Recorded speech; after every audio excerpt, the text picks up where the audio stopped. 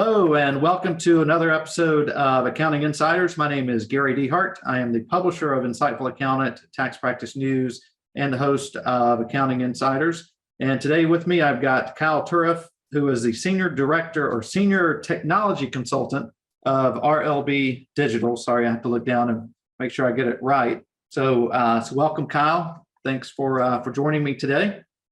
Thanks, Gary. Thanks for having me on.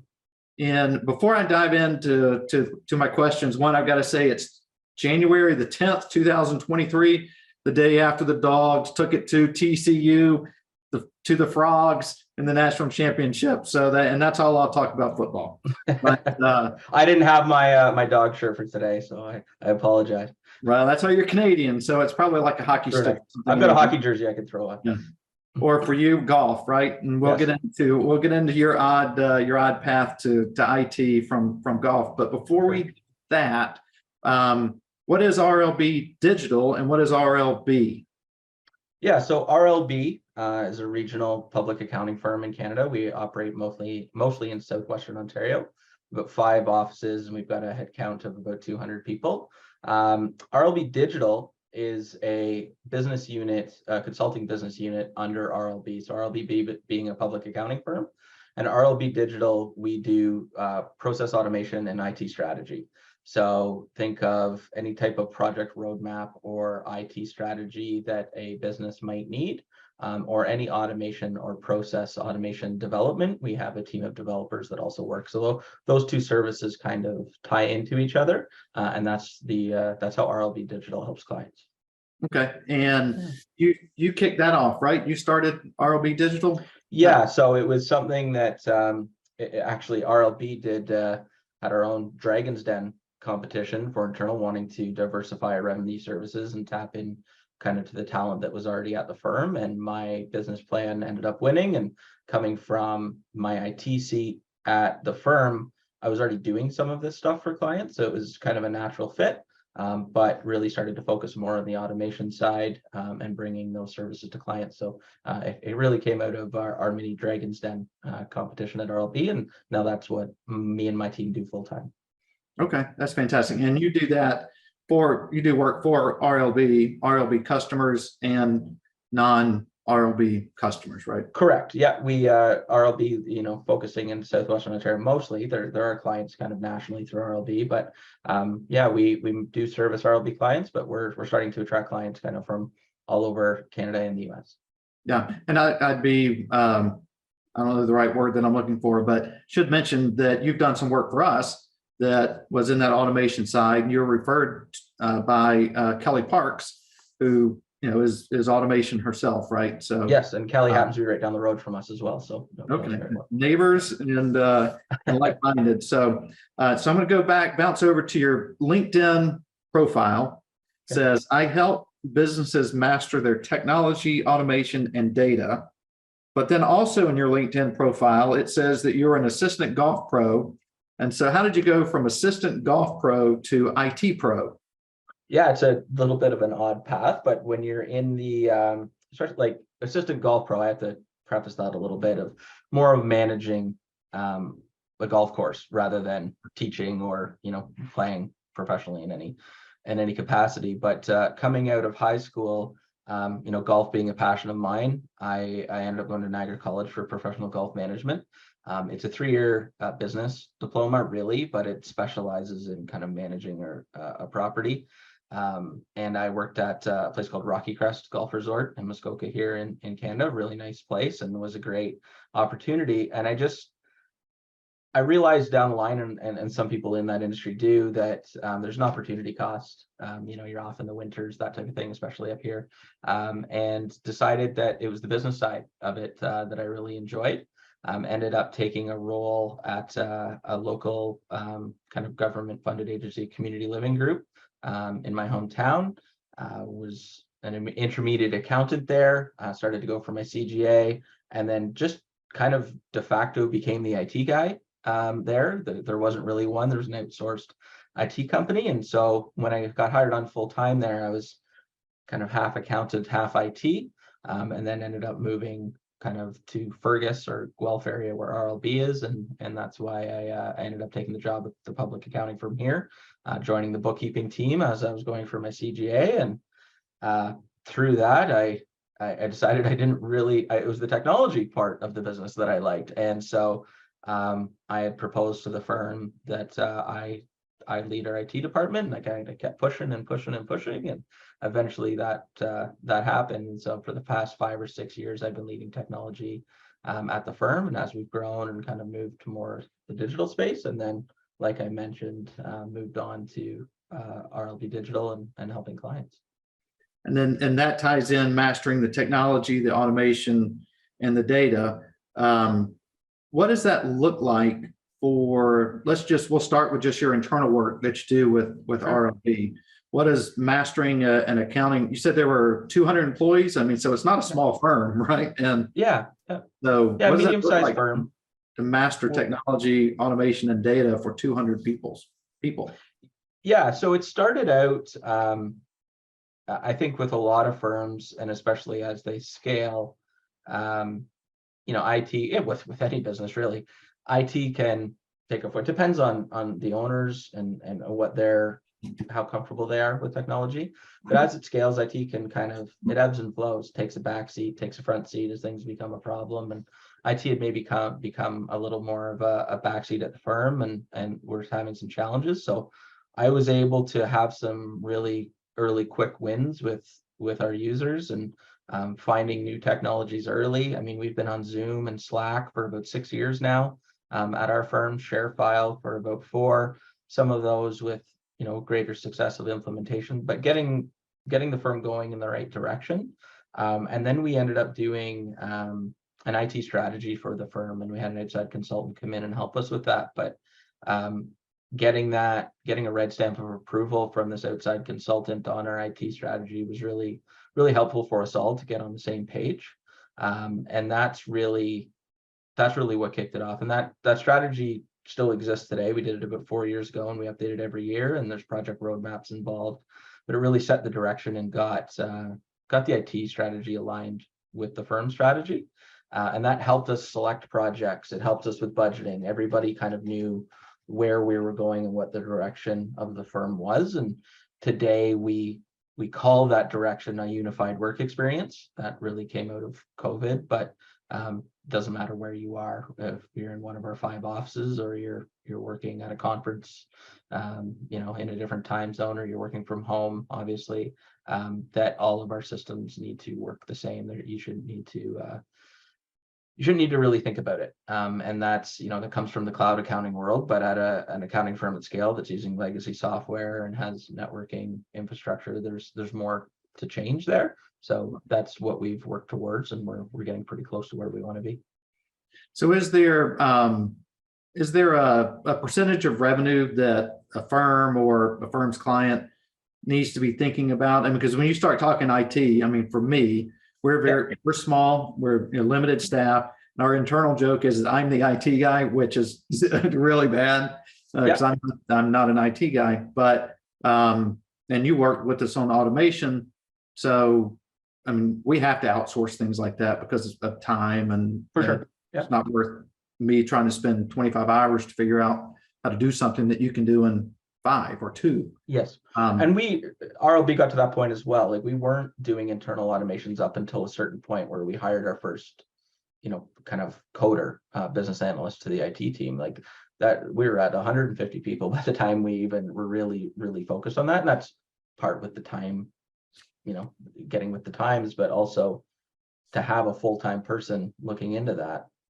you need to get to a certain size, especially when you're, there's a lot of accounting to do. So right. Yeah, there's actual work to do, right? Yeah, exactly. Yeah. So your question there on the IT spend, yes, that's what comes back to that strategy. Who do you want to be? What type of firm are you? What type of work are you doing? So tying your IT strategy to your firm strategy is going to answer that question for you. But in general, firms of our size, at least, are in the 6% of revenue range. We've seen that through some statistics and groups we're a part of. Those are probably a little more tech forward thinking groups, but obviously there's economies of scale there. So it really depends on the size of firm. But when you're in kind of our range, between like 100 and 500 people, firms are spending about 6% of their revenue on technology. Now that's salaries, that's everything, that's the internet connection, that's the phones, that's Right. When you say technology, it's everything that encompasses the technology at the firm, obviously including software. So that's a general rule of thumb when we kind of go through a budgeting process. But again, it depends on where that money's spent, depends on your IT strategy for sure.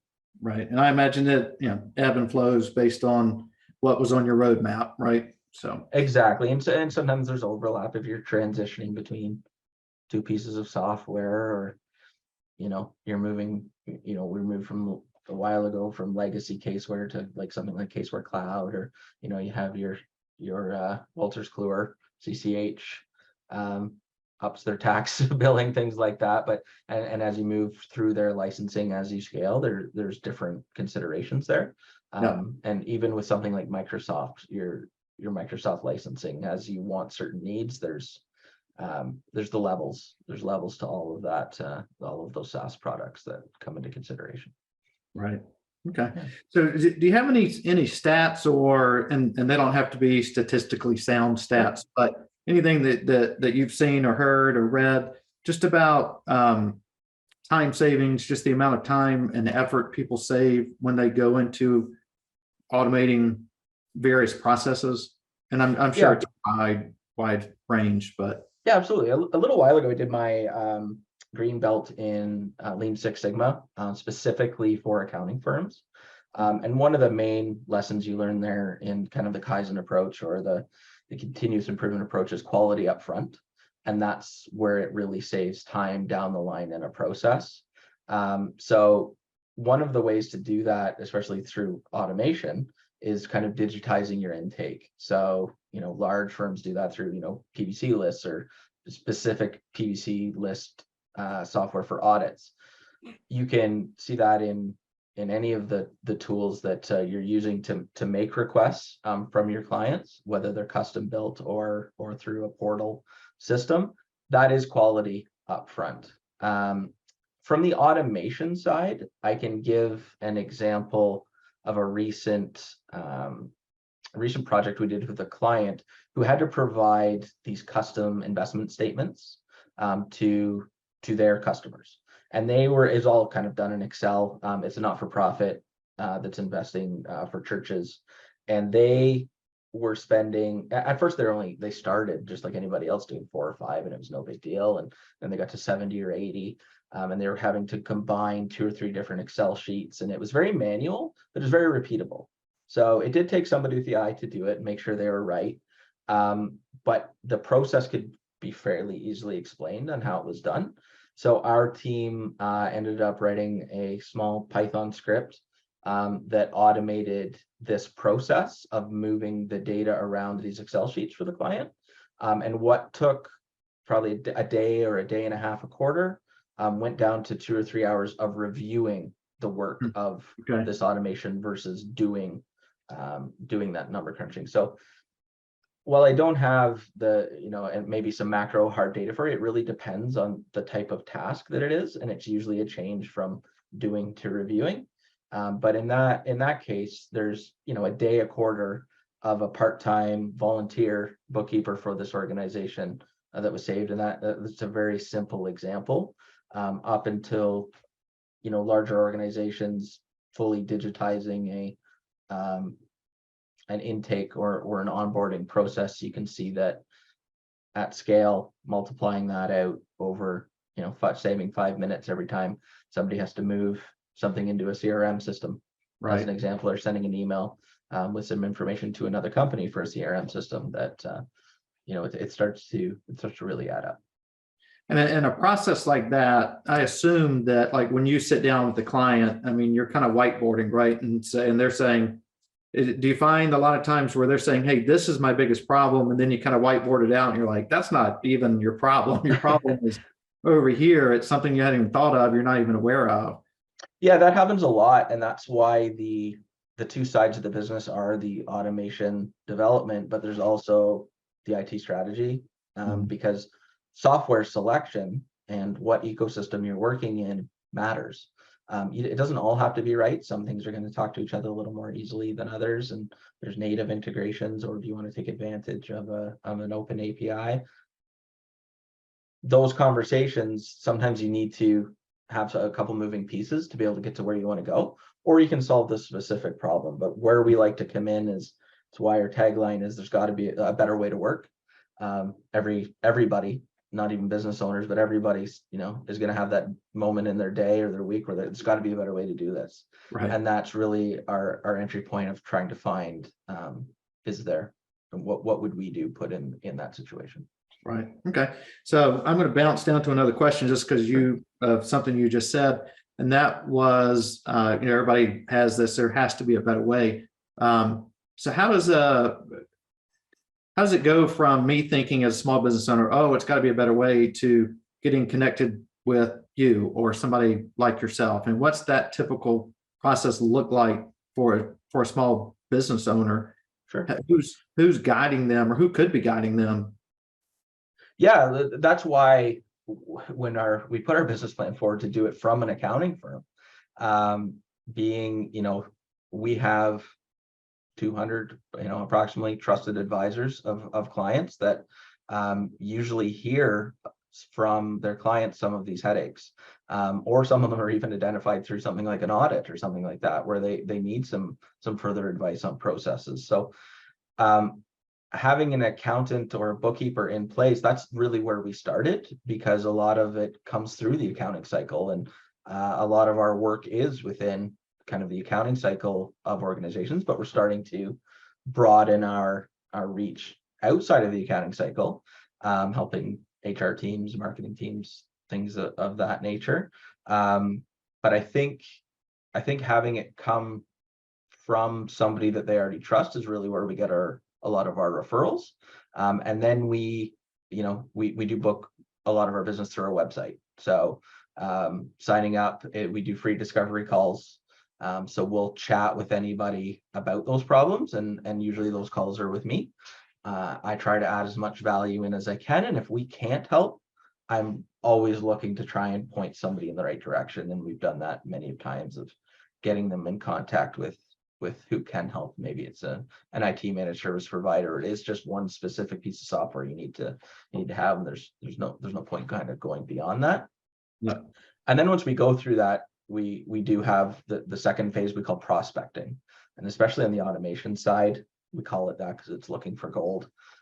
We're finding out what's possible. Is there gold here? Is there something here that we can go beyond before we start developing? So we like to break things into those smaller hunks before we move forward. And then we did that with the work we did for you. There was a bit of time spent in there prospecting out, is success likely here, and then that's where we moved on to development. Okay.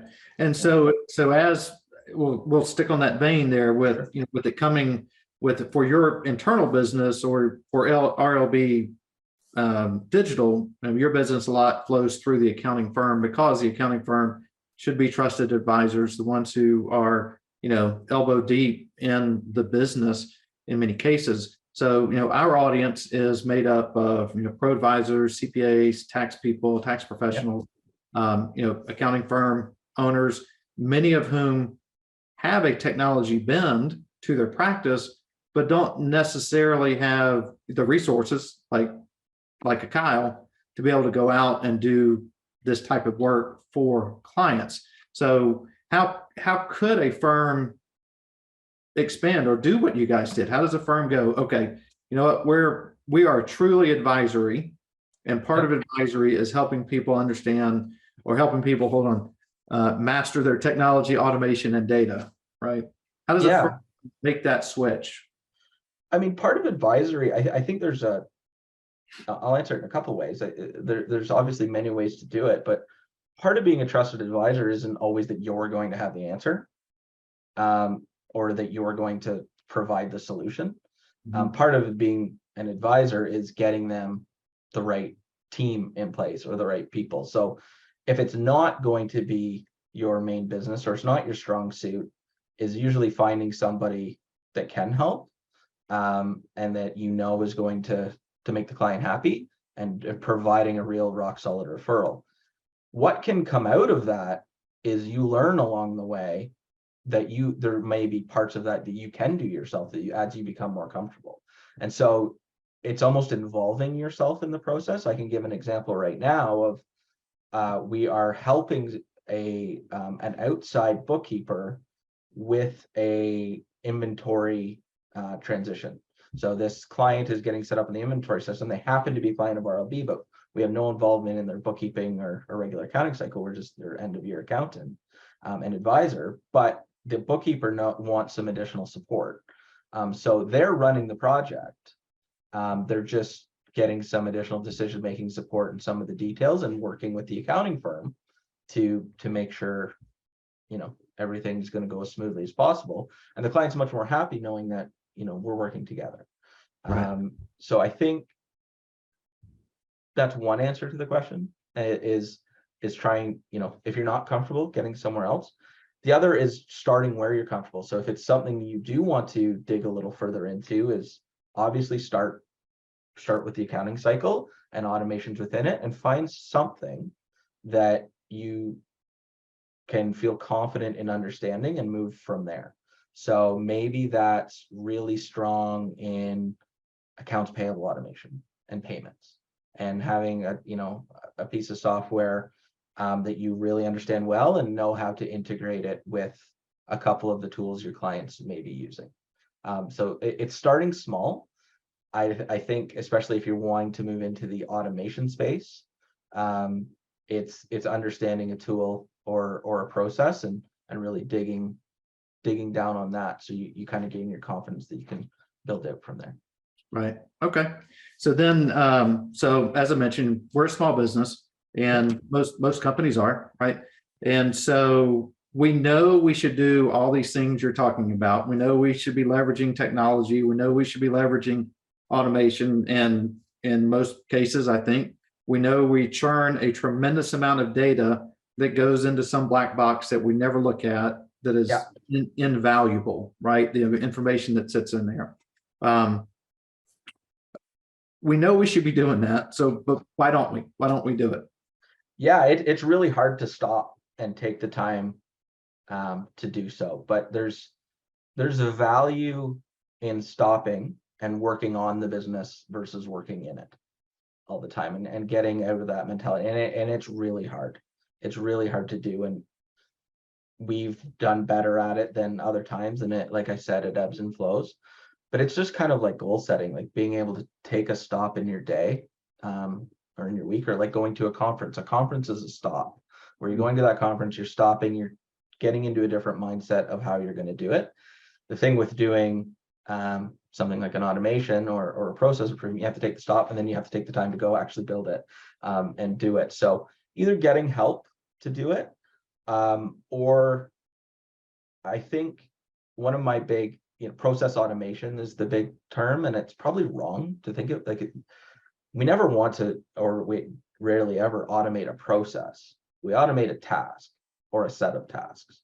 So the process still exists. You don't have to change everything about your personal tax intake. You don't have to change every single part of the process and go through and map it all out. It's good to do so, but pick a quick win within that, just the emails, the reminder emails, notifications, the triggers, or once things are uploaded, where do they go and who is notified? Just like changing those little things allow you to next year to build on that. What worked, what didn't, let's make it a little bit better, and let's add. And then, every time you're kind of going through a tax season or a tax cycle, you're slightly improving on what you've done before. And internally, we found a big win with that on our personal tax intake that we built.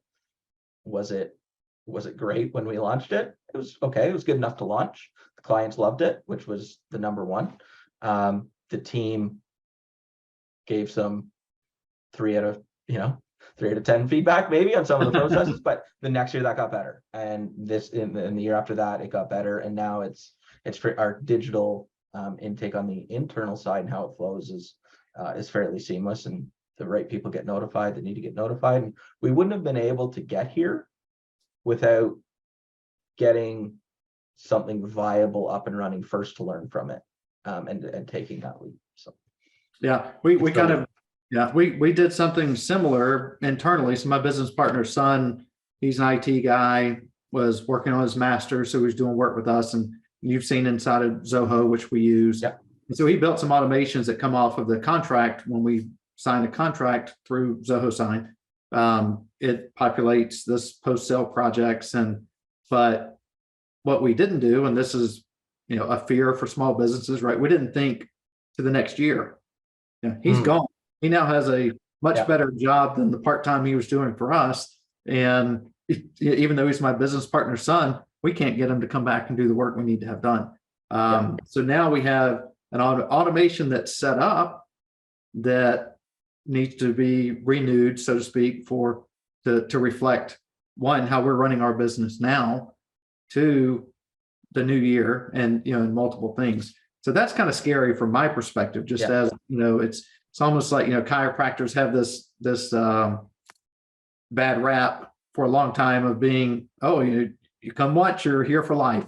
And that's one thing that's a little fearful for me of adding automations is, well, if I can't change them, then I'm stuck in this always rinse and repeating kind of the same thing. Yes.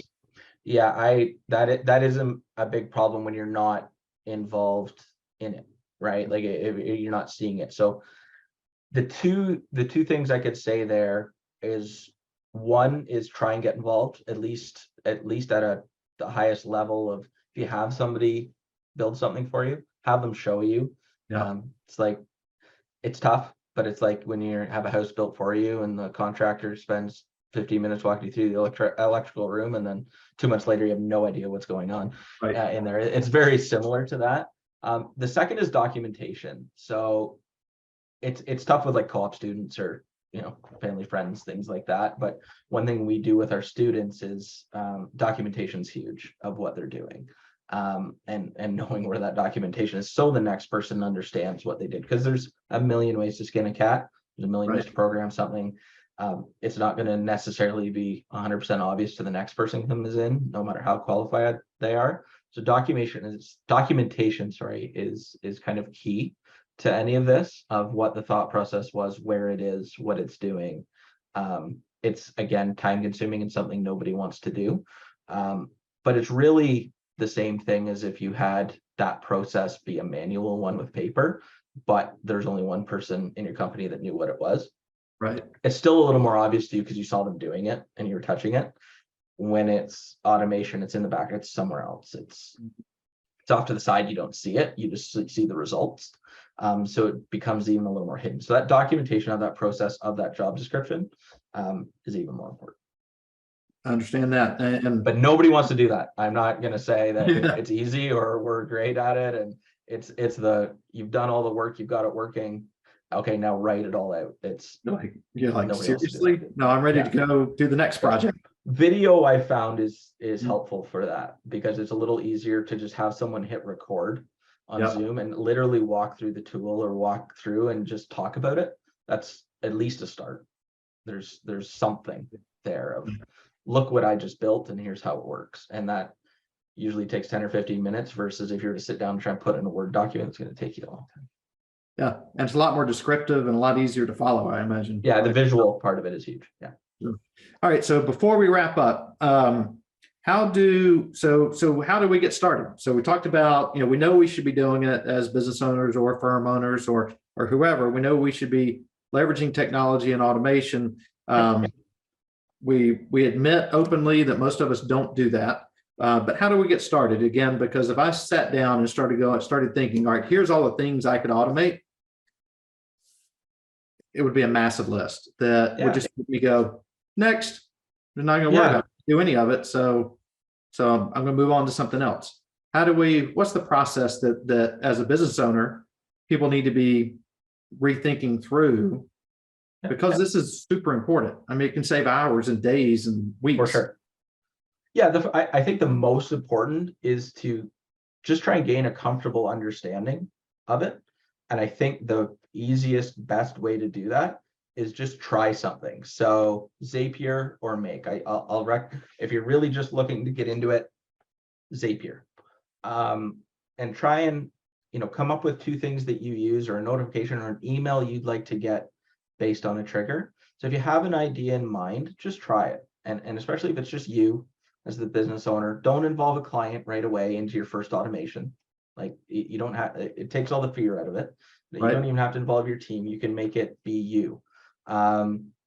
That's for me is an easy win. And it doesn't even have to be something useful. I mean, say you use a booking software like Calendly and you want to get a Teams or Slack message with a silly GIF when somebody books a meeting with you. It has no use at all, but you've built yourself an automation.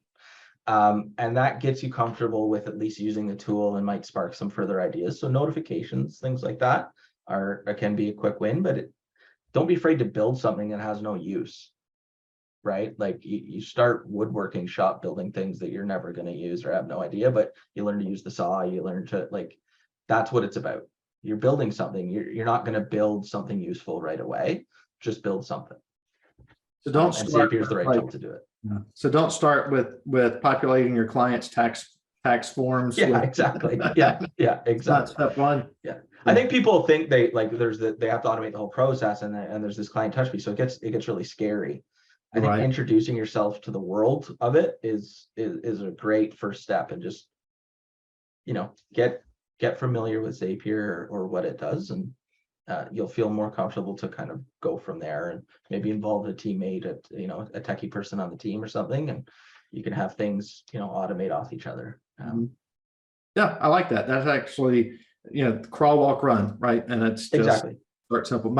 So this has nothing to do with accounting, nothing to do with automation or technology. But so I have two sons, 20 and 18, and the 18-year-old has a 2-door 2009 Jeep Wrangler, and he wanted to put a lift on it, wanted to get a little bit higher off the ground, put bigger tires, all that stuff. I'm like, well, that's fine, but we're not capable of doing that. And he's like, no, we can do it. I'm like, I'm not scared of tools. I have a ton of tools. I like to do that kind of work, but I'm like, putting a lift on a car, I can't even imagine that. So what does he do? Goes to everyone's number one resource, the YouTube, and found this 8-minute YouTube video on how to, add a lift to a Jeep. And we did it. And nice. it was not hard, but time consuming. And we had to get a couple of, other tools. But the point is, crawl, but YouTube is an amazing tool Absolutely. I watched it. I'm like, yeah, we can do that. That's not, the biggest difficulty is getting, things off that are, rusted on or whatever, and making sure we do it safely. And there's a ton of, obviously with the automation stuff, there's a ton of that on YouTube. And what's great about Zapier as well, somebody's already done it before, and there's pre-built, do you want to, you put the 2 apps you want to put together, and there's pre-built zaps of doing a lot of the commonly used things. So you're really just filling things in, filling some variables in your credentials to get started. So he wasn't afraid to start in that example, right? Let's start. And even if you got halfway, you can still have somebody else do, you're gonna have to put some things back together, but you can still might be riding around sideways like this, but you can still go with option B. It was always available to you. Exactly. So all right, so then before we wrap up, so you are Canadian based, but do you do cross-border work? You work anywhere in the world? What's mostly cross-border, just because of the nature of things, but US and Canada is the focus. We have clients and team, we're all based in Canada. Our team is based in Canada, kind of countrywide. But we're starting to pick up a lot more clients and interest in the US, which has been great to see. And that's how kind of we've got connected. But we're happy there. And we do have, and I have over the years had a lot of kind of network opportunities with firms in the US, whether it be partners or IT leaders, for large to small in the US. So my my network, my kind of background is in the kind of accounting bookkeeping space in North America, I would say. So that's where, you know, some of this kind of referral works coming from, and obviously with the expertise of leading technology of a larger firm for as long as I did, that's become kind of a, I don't want to call it a niche, but it's developing there, I think. And yeah, That's great, and it's certainly something that's needed. So, so if somebody wants to learn more about the company, about your services, sure. How do they find you? Yeah, digital.rlb.ca is our website. Again, that's digital.rlb.ca. And then LinkedIn, just RLB Digital on LinkedIn, or follow myself, Kyle Turriff. I'm most active on social on LinkedIn, usually providing automation or IT tips or examples of projects that we've been doing. So those are usually the two best ways to contact me. And actually on your LinkedIn page, my screen's over here. It's what I'm looking over here. You mentioned it before. You said Make Automate. I've not heard of Make. Yeah, Make, formerly known as Integramat. You will see that. So Integramat was their old name, if you'd heard of that. We use it mostly over Zapier. Zapier is a better place to get started. In my opinion, Make has a little more customizability. There's some more advanced features in there. And you can, we like the visualization of Make. There's an example on my LinkedIn is from Make of a process that we have running, very similar to the one that you mentioned of somebody signs a proposal and a couple things happen in the background. That's what the example is there, but that was done using Make. Does Make give that visual? Yes, you build it with that visual, actually. Okay. So when you add an app in or a step, it is that little module, and then you're connecting it to other modules or filters and going from there. And then, yeah, that it's a little better for visualizing that way, but in depth in those modules, there's some different abilities that maybe aren't as evident or in Zapier. They're competitors. They're both great. Like, we use them both all the time. So I don't like saying that, but there's sometimes there's something that's better in Make than Zapier. Sure. It's just the way of things. That's kind of nature of the beast, right? I mean, yeah. And then my last question, this coming off your LinkedIn profile too. So you have reference to a free webinar on integrating apps in your business. Is that something that you do on a regular basis, or it's something we're starting? This is I've done a couple of these free webinar series in the past. RLB Digital is so new that we haven't done them under that umbrella. So this is the first one coming up. You can sign up there on LinkedIn. You'll see a couple of the posts about it, but yeah, it's free to anybody, and it's an introduction to integrating your software, going over some of what we've talked about today, but a little more in depth on how somebody might get started. Well, very good. Well, I certainly appreciate you taking some time today and sharing your insight with us, and hope we can do this again. You and I did talk over the holidays, or maybe just before the holidays, about trying to do something on a more regular basis around automation, technology impacting the firm, and how advisors really can up their game for their clients through all these things that we just talked about. So I look forward to further conversations around that. Yeah, absolutely. Thanks for having me, Gary. Absolutely.